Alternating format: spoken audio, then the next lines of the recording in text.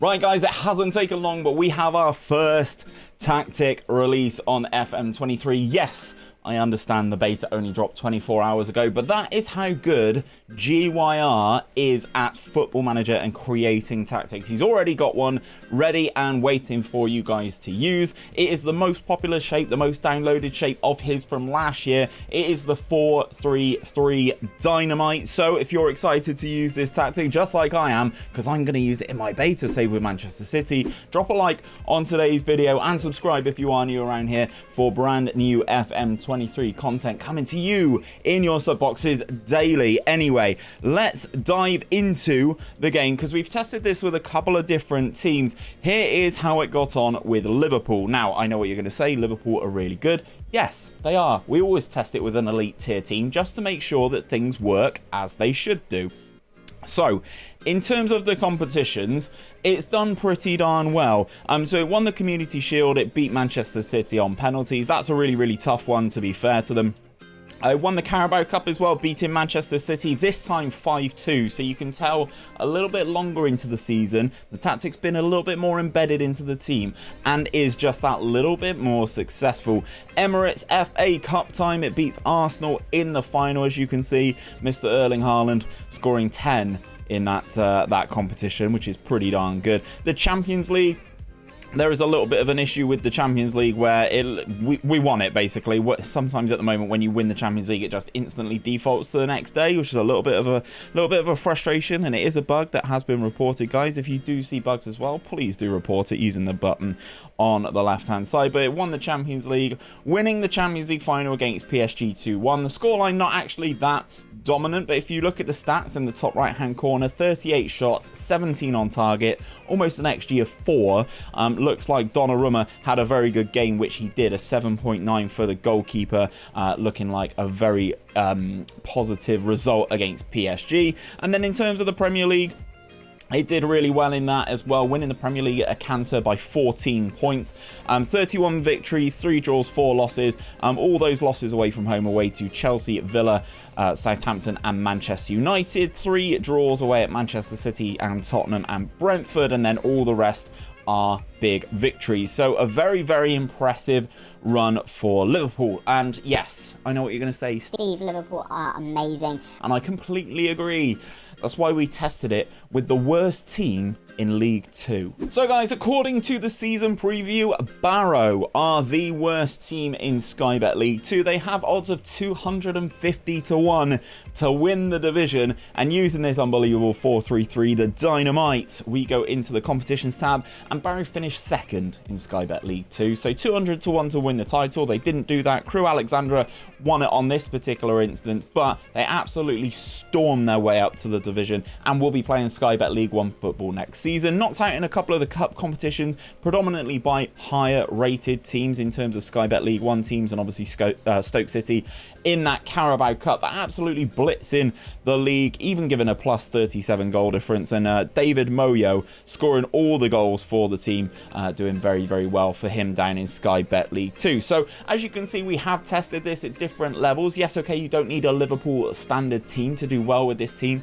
It works just fine with the worst team in Sky Bet League 2 just as well. So let's talk about breaking this tactic down. Here it is, the GYR 4-3-3 Dynamite for FM23. Now, I will say, if you are on PC or Mac or something like that, there is a download link in the description where you guys can go and download this tactic, import it, and get it in straight as intended. If you guys are going to be picking this up on console or something a little bit further down the line, I'm sorry you guys don't get the beta. Follow the instructions in this video, and that is exactly how you are going to get this tactic. So we're going to start off breaking down each position by position.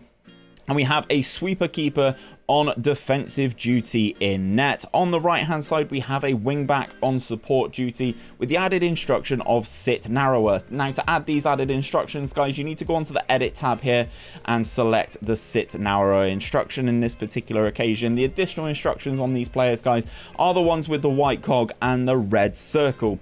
Then moving across the back line, we have a central defender on defensive duty. No additional changes on that one. Then we have a ball playing defender on defensive duty with the additional instruction of ease off tackles. In left back, we have a fullback on attack, again, sitting a little bit narrower. Moving into midfield, we have a defensive midfielder on support duty. Then up into the box-to-box midfielder, also on support duty. No additional instructions on him. Then the Mezzala on attack. Again, no additional instructions on this guy either. So the midfield trio, very basic, exactly as the game intends. That's probably why it works with the teams a little bit lower down just as well, because you're not asking them to do 100 different things. Then we have the right midfielder, which is an inverted winger on attack function.